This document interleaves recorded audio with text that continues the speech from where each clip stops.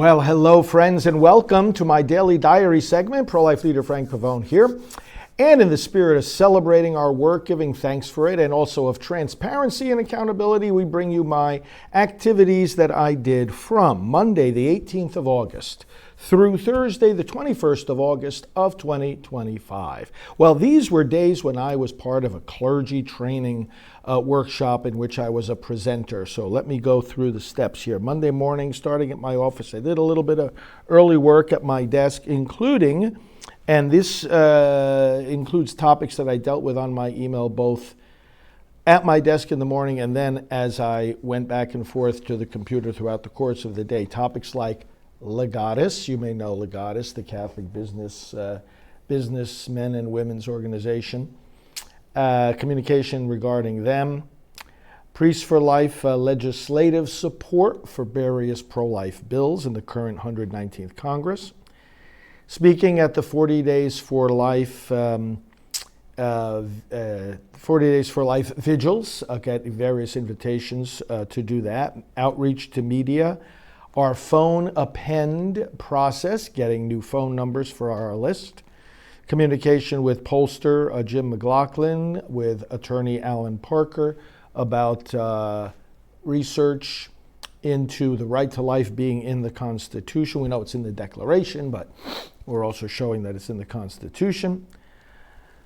The monthly letter to our monthly pledgers, cards for donors and bishops on the occasion of their birthdays, pastors' conference preparation, PowerPoint presentation for that, and one of our Hispanic men in Silent No More, some communication about that, and also dates on the 2026 calendar. Lots of work preparing for and organizing information about pro-life conferences during the course of the year.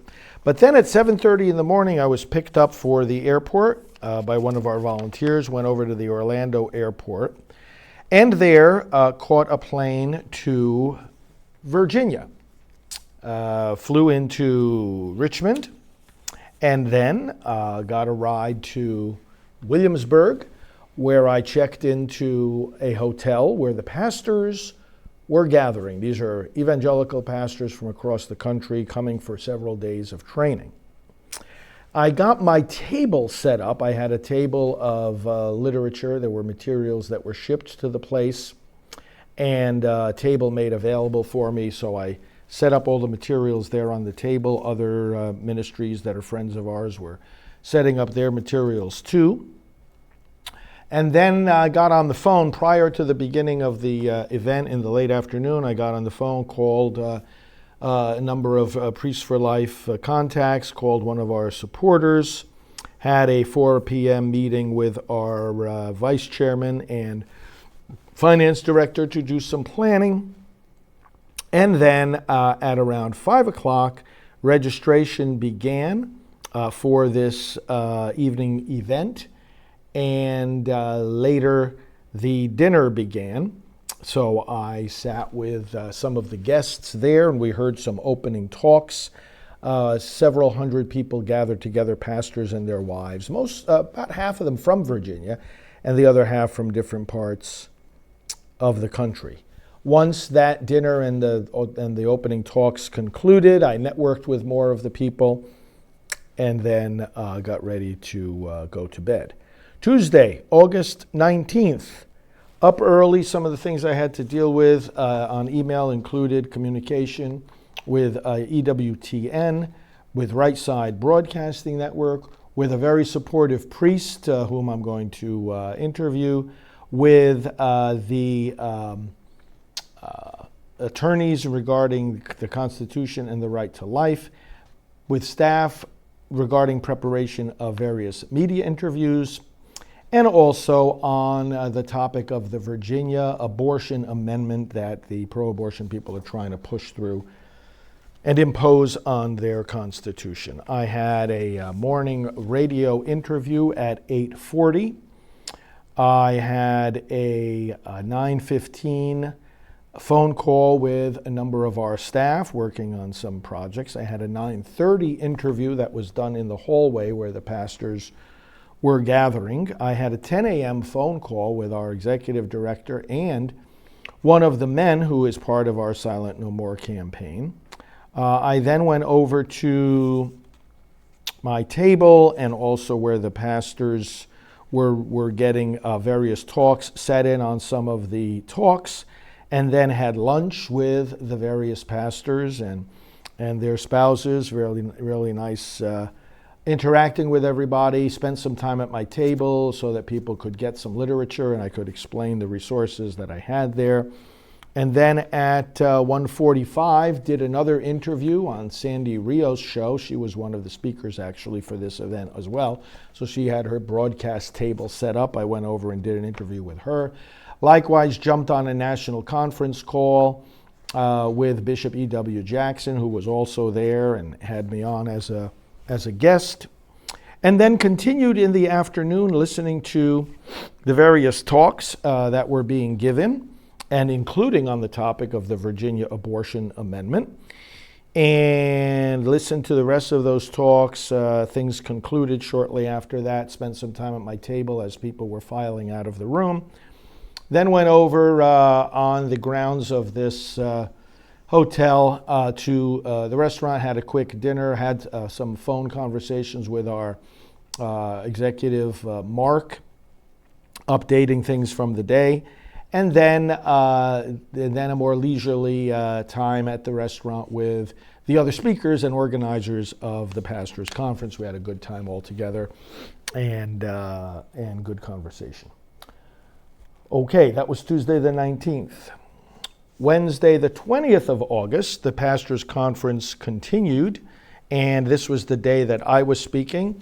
I went down early in the morning and went to every place setting. There were several hundred, and put out one of our Priests for Life prayer cards as well as a flyer that indicated that these pastors could invite me to preach in their churches. So I put out all the literature, and then the day began, the talks began, and I was actually the first speaker. So I gave an impassioned half-hour address on what the church can do about abortion.